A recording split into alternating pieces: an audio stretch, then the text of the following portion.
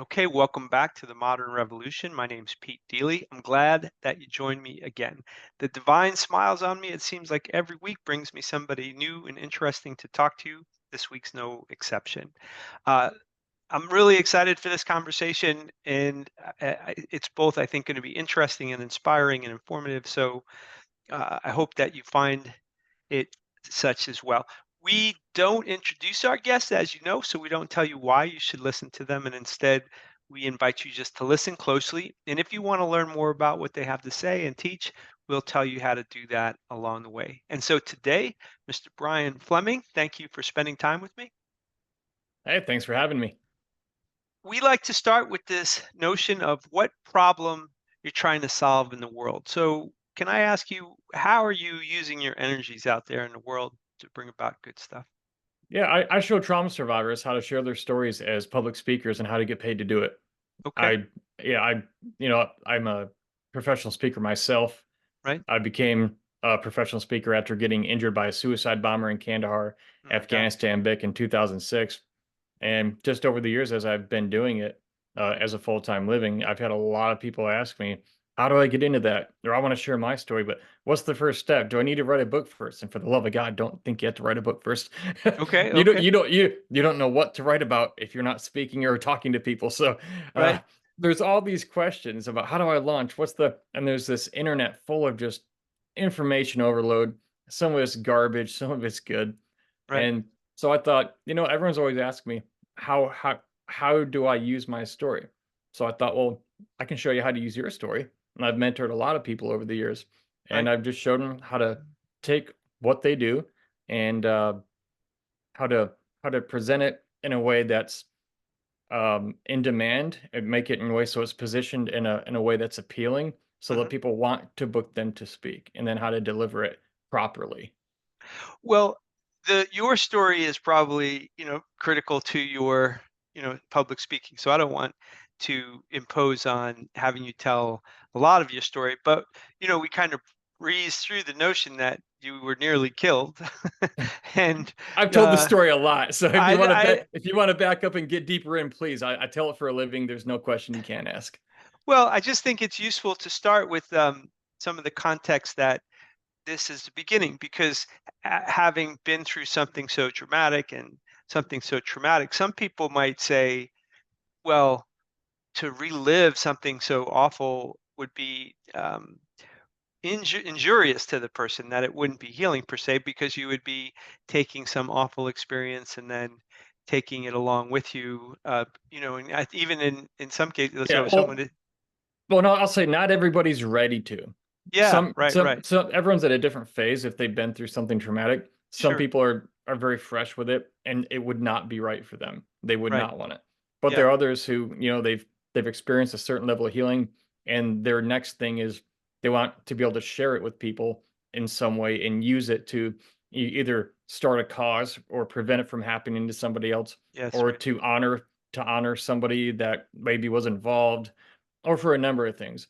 Yeah, and Hmm. so what I teach for trauma survivors, it's for people who are ready and Right, they're willing to talk about something and they're okay doing it. right. Yeah, Yeah, yeah. Well, I mean, and that makes a lot of sense. I mean, you obviously there'd be healing.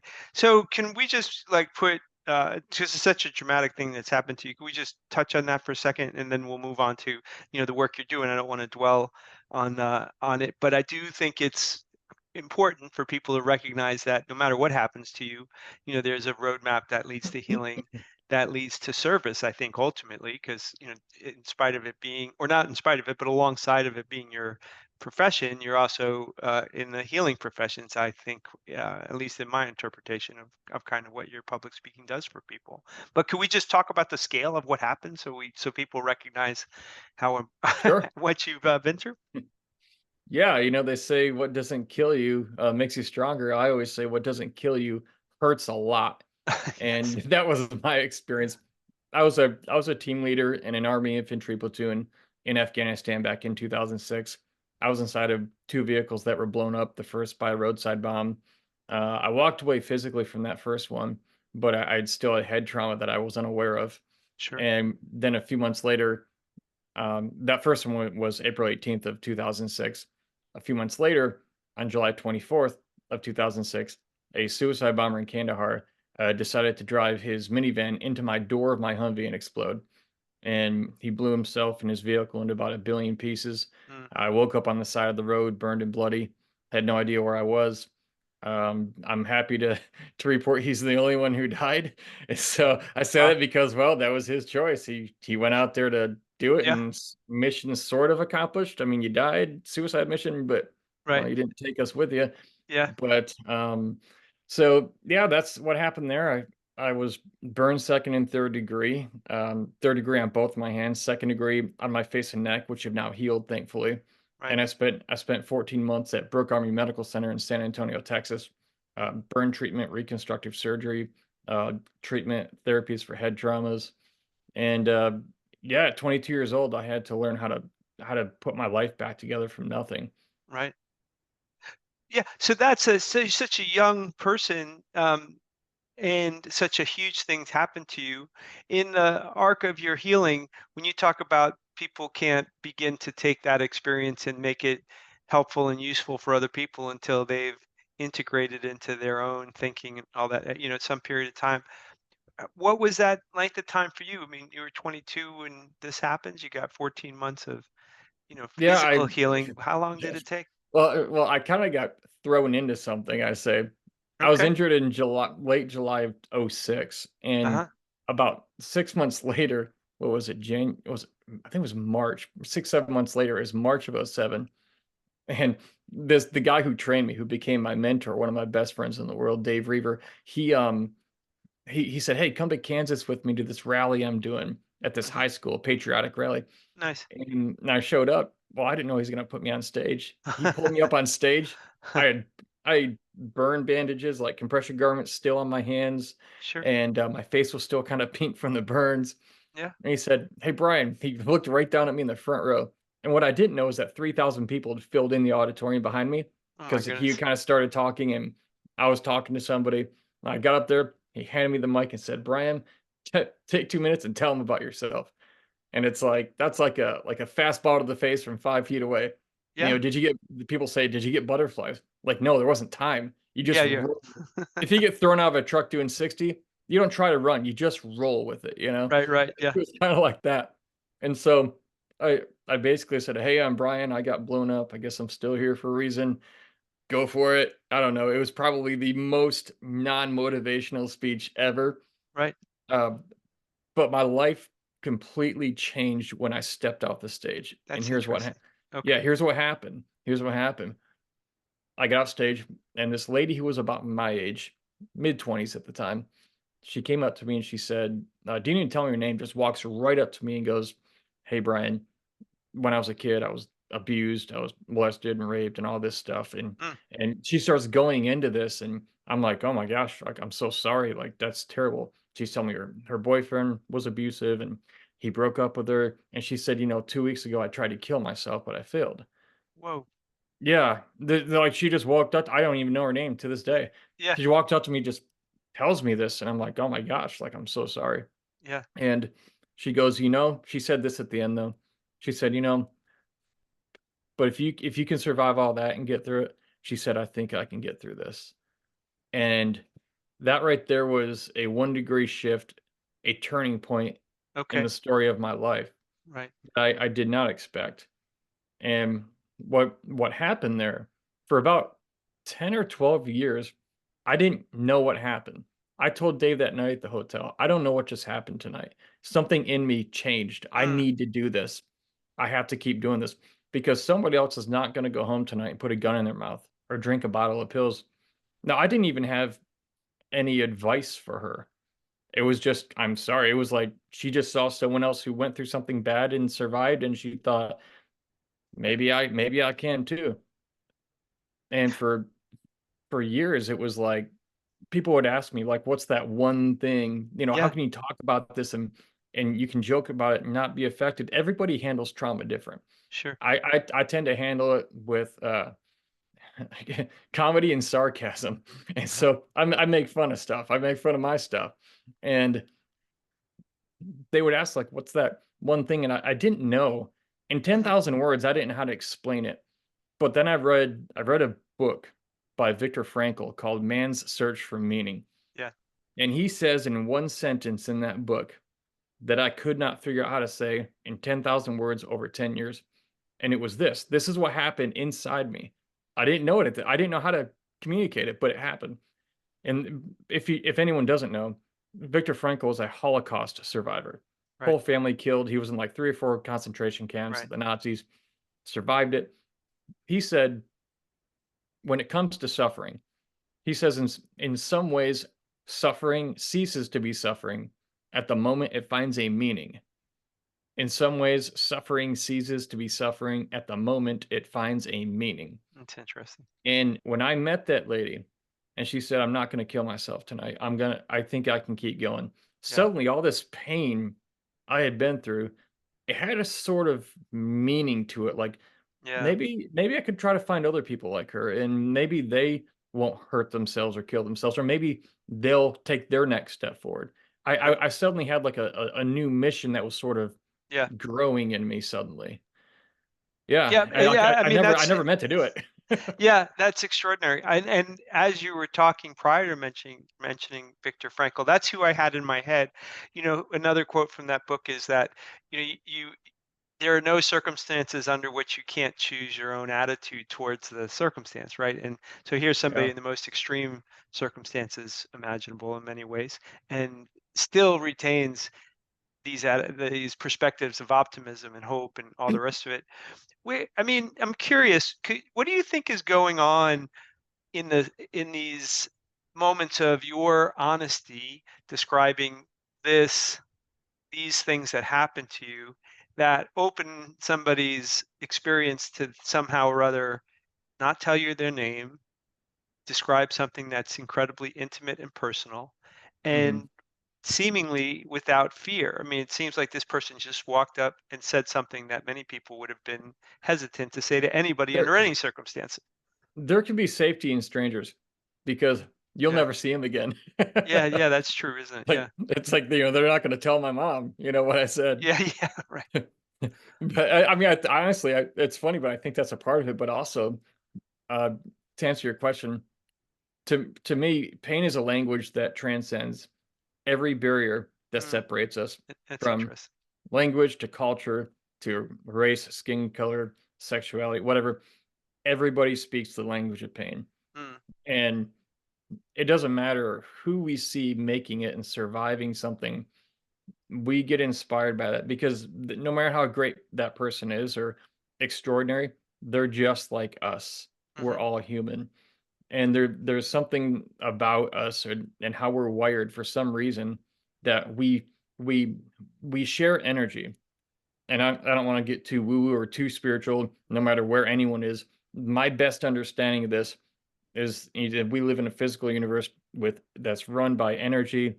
I won't get into the quantum mechanical realm, but it seems like we have energy that we feed off and we share to each other.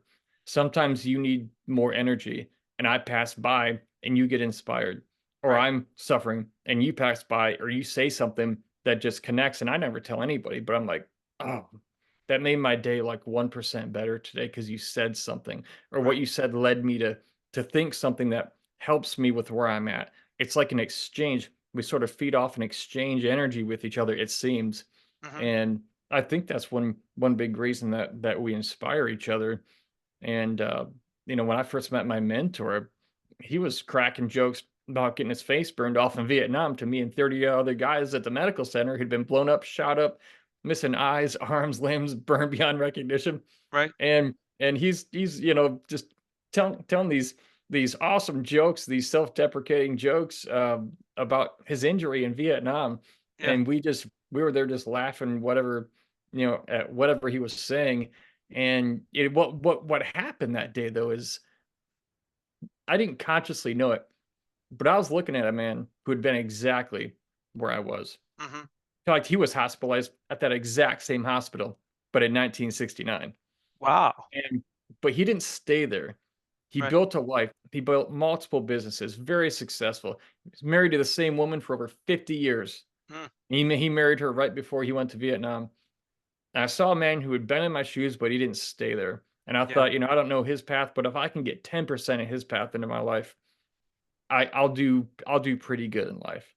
Yeah. And we happened to click. He mentored me not just in speaking and using my story to meet needs in the world and to do something with it, but he mentored me with getting through the junk in my head after coming home from a war zone.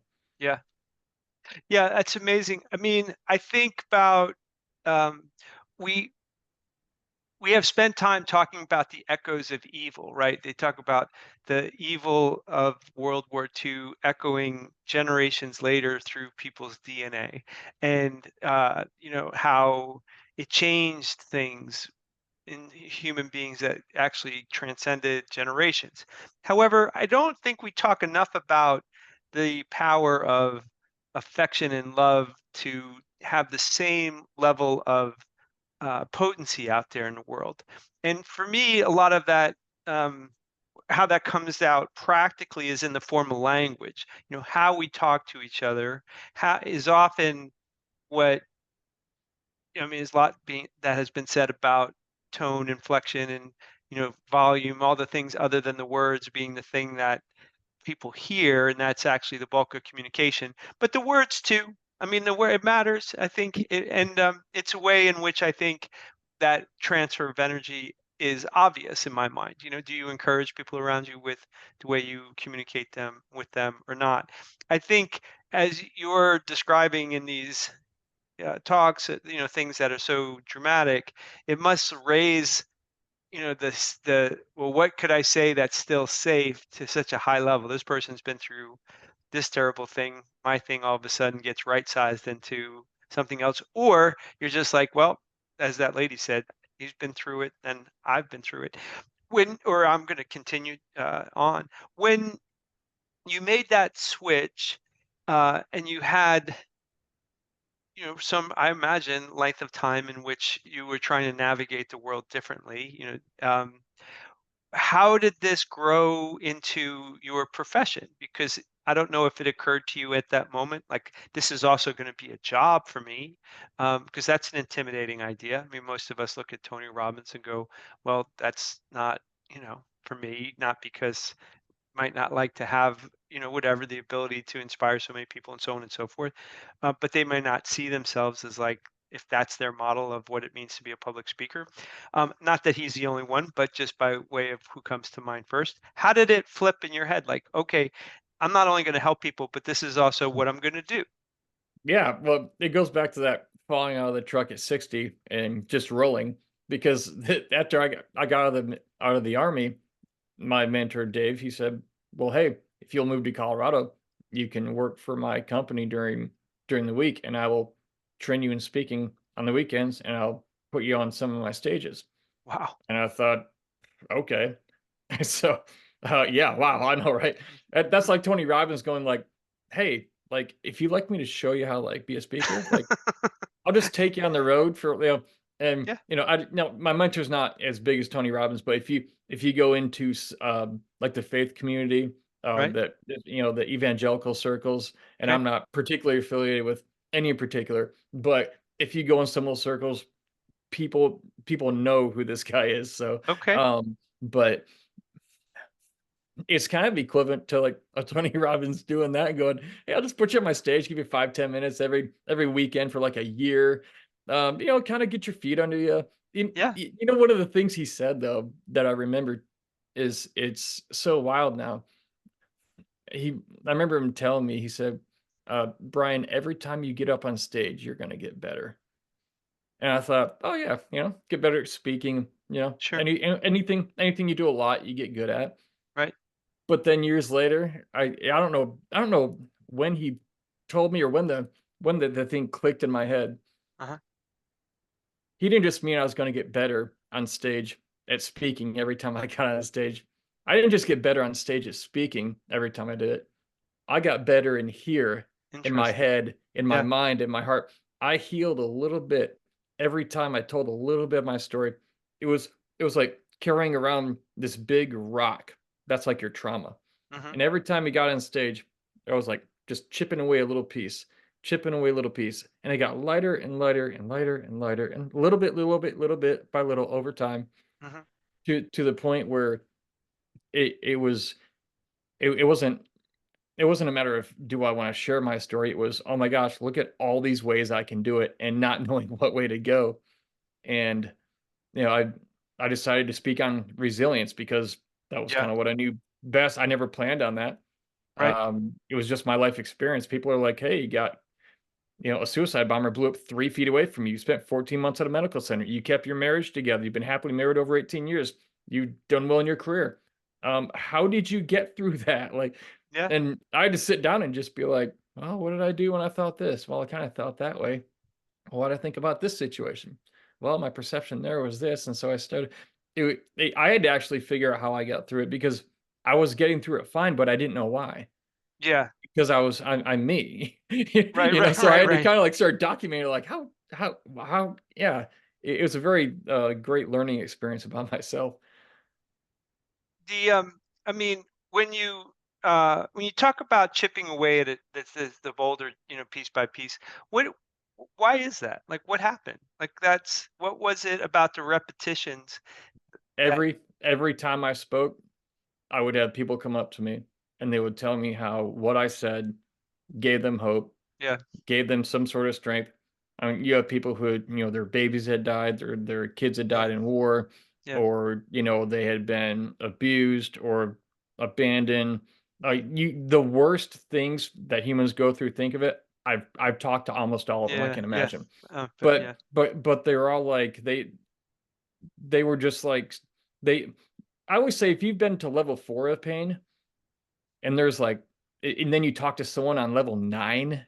hmm, We like, I hope nobody ever has to go to level 9, but if right, you've been to level 9, you know what level 9 people feel like.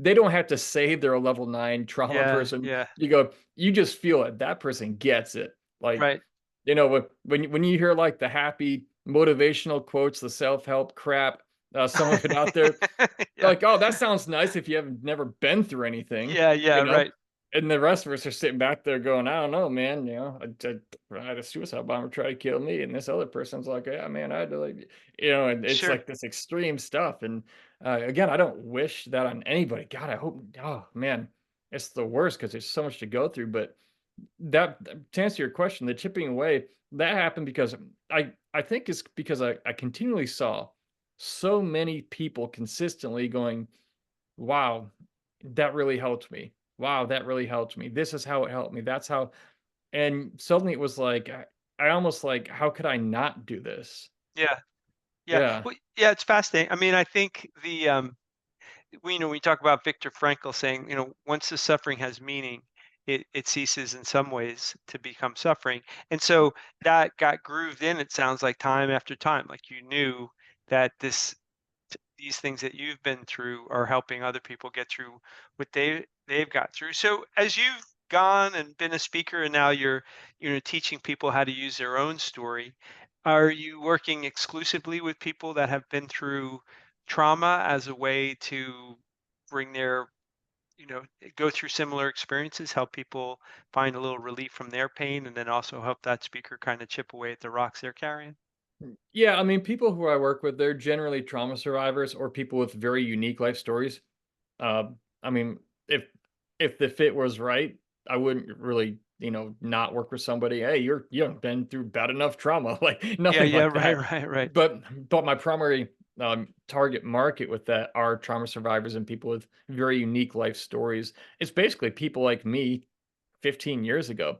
Sure. Um, you know, and so those are the people I relate to best. And unfortunately, there's a never-ending flow of people like Yeah, that in the world, and there always will be because this world we live in is just so crazy, yeah, and stuff happens all the time. But yeah, teaching other people how to use their stories, and then hearing the stories they come back with of people that walked up to them after their speeches, boy, that's a whole nother level of, I mean, fulfillment. Like, wow, I'm so glad I mentored that guy. You know, and I mean, there's one guy, Mike Marino, I mentored. He was speaking up at Penn State University, and you know, there's this girl who walked up to him afterwards, and she had a rope in her backpack, mm, and she was going to hang herself that night because what she, like, this is a true story. I'm not making this up. She was. sure. He has like a picture. Like he got it. Just he. he said she walked up to me and he was like, called me crying afterwards, like, "You would not believe what happened tonight." I'm like, "Hey, did your speech go good?" He's like, "Dude, it's not even the speech." He's like, "This girl came up to me afterwards and he told me," and I'm just like, I'm on this end of the phone, damn near Yeah, crying, sure. thinking like, what if I would not have met him Right. and then would not trained him, Yes, and yes, yeah. then he wouldn't have been there at that conference. Right. Like, Yeah. it's like, oh, like, whoever she is, oh my gosh, like, I hope she's doing well. I'm so glad. He I taught him what to do, but he went and did it all. I don't get any credit for that, and I don't want it.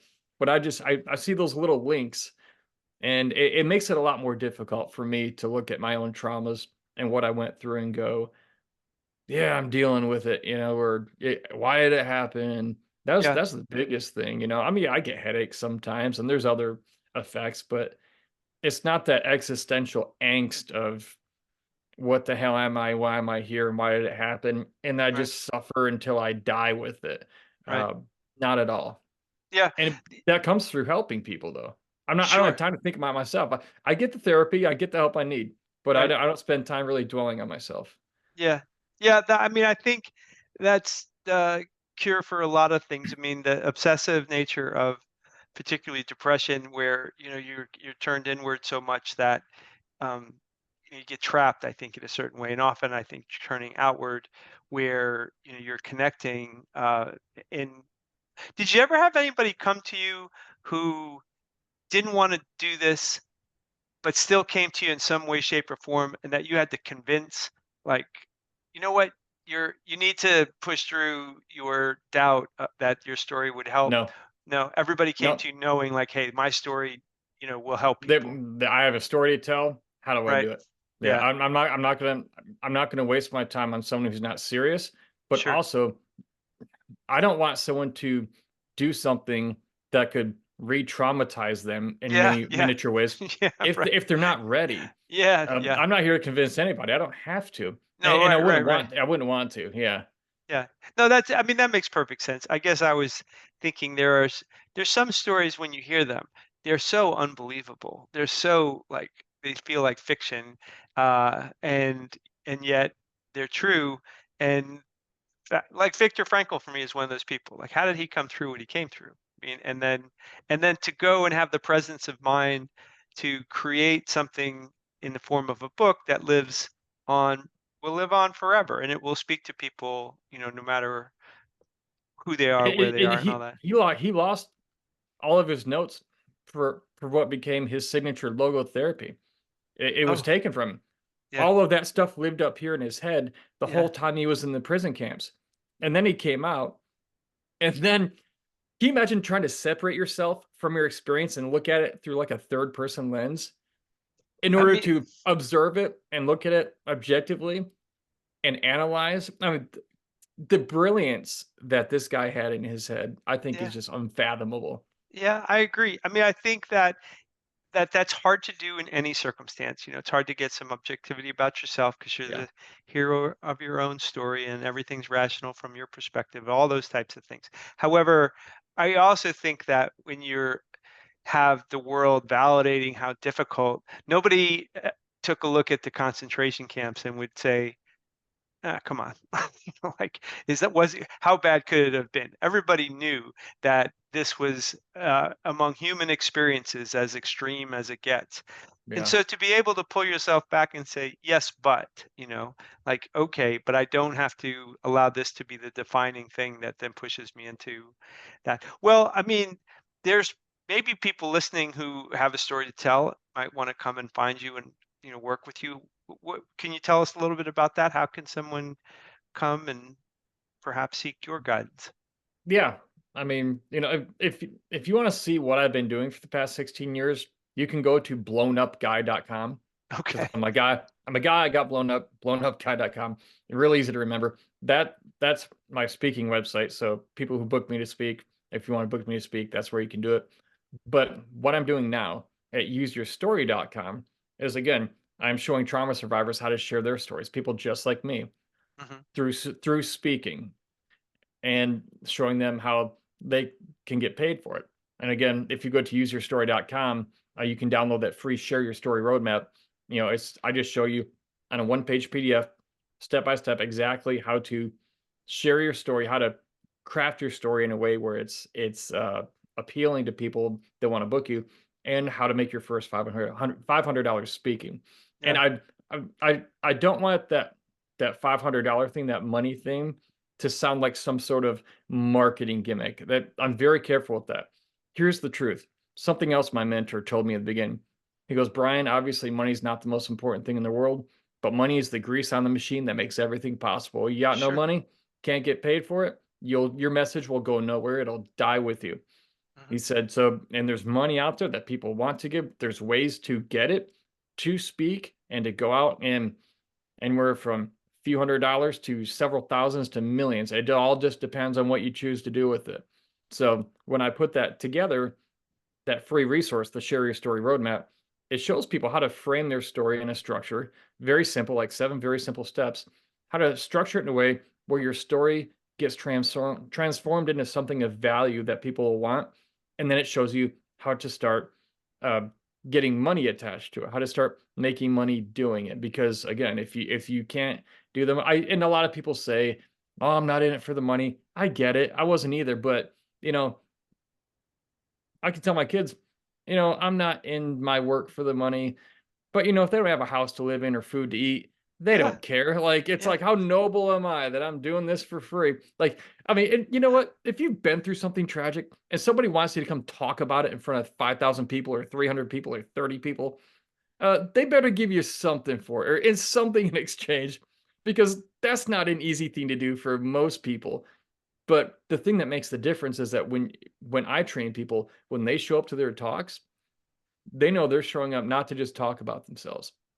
They're showing up to be of value to people, to provide something of value, and their story is the basis of it. It's the mhm. foundation of kind of that is sort of like the spark that ignited all of it.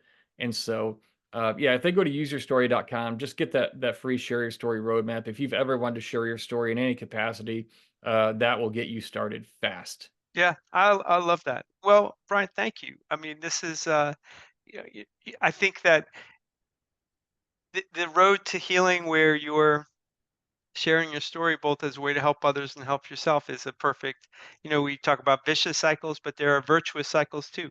And, things can work together and, everybody can win. And I think, the notion of, money as an exchange for anything is, uh, doesn't have to be seen as something less noble than that, because, oh, I should be doing this for one reason or another. If you want to have the time to go do those things, you have to Oh, create space. here's the thing too. If you go out and you do enough good work, money has a way of finding you. And the more value you add to people's lives, the more money it tends to find its way to you. Yeah, And so, I mean, do good things, accept the rewards when they come, and don't ever feel good or don't ever feel bad about doing well, doing good things. I am not modest about that because, being broke, you can't help anybody. You can't help yourself.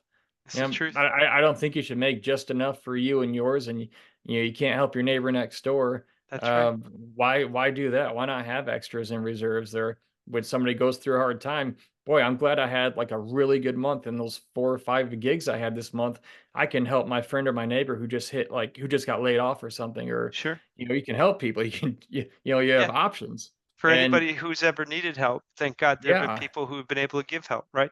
So, yep, this is no different. all right. Well, maybe you'll come back and talk to us again another time, but, I'm grateful that you did. I am grateful that you had me on. Thank you so much. All right. Well, today's modern revolutionary is, taking us forward in his own way. And I hope that you found it not just interesting, but inspiring and educational. And equally importantly, I hope it encourages you to bring your story to the world because the modern revolution needs us all.